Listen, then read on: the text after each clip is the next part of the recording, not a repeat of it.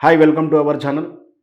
Congress party ప్రతిష్టాత్మకంగా భావించి ప్రారంభించినటువంటి ఉచిత బస్సు ప్రయాణం మహిళలందరికీ ఉచితం.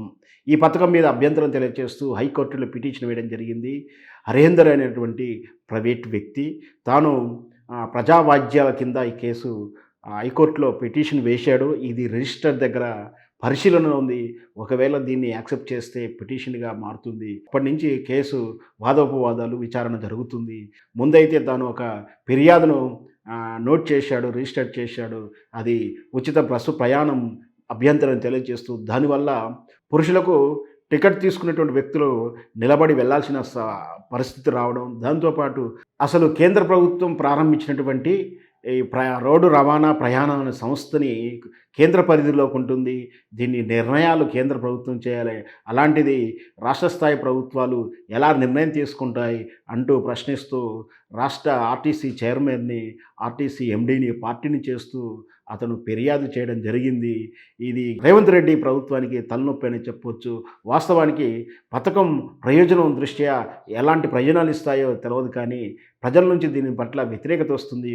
పురుషులకు ఉచిత బస్సు ప్రయాణ పథకం వలన ఆర్టీసీకి తీవ్ర నష్టాలు వస్తున్నాయి. దాంతోపాటు బా బస్సుల సంఖ్యను పెంచాల్సినటువంటి డిమాండ్ కూడా పెరుగుతుంది. ఇవేవి వసతులు లేకుండానే డైరెక్ట్ ఉచిత బస్సు ప్రయాణం ఎలా అమలు చేస్తారంటూ కూడా తన అభ్యంతరం తెలియజేస్తూ పిటిషన్ వేయడం జరిగింది. మరి మనం వెయిట్ చూద్దాం. బహుశా కోర్టు పరిశీలిస్తుందా, తీసుకుంటుందా, తీసుకొని విచారిస్తుందా, ఎలాంటి అభ్యంతరం తెలియజేస్తుంది, చట్టపరమైనటువంటి ఆటంకాలు ఎలా వస్తాయి, మా ప్రజల నుంచి మాత్రం పథకానికి విశేష ఆదరణ వస్తూనే ఒకవైపు పథకం మీద వివిధ రకాలైనటువంటి విమర్శలు వస్తే ఉన్నాయి.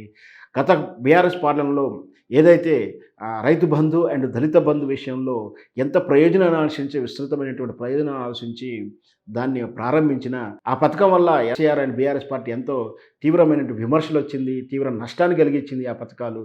అదేవిధంగా కాంగ్రెస్ పార్టీకి ఉచిత ప్రయాణం బస్సు అనేది ప్రయోజన దృష్టి ఆలోచించిన లేదా ఇతరత్ర చూసినా అది ఇంకా విమర్శల పాలవుతూనే ఉంది. మరి వేచి చూద్దాం కోర్టు ఎలాంటి నిర్ణయం తీసుకుంటుందో. రేపు రాబోయే పార్లమెంట్ ఎన్నికలప్పుడు ప్రజలు ఎటువంటి తీర్పు ఇవ్వబోతున్నారు అవి కూడా మనం స్పష్టంగా చూడబోతున్నాం.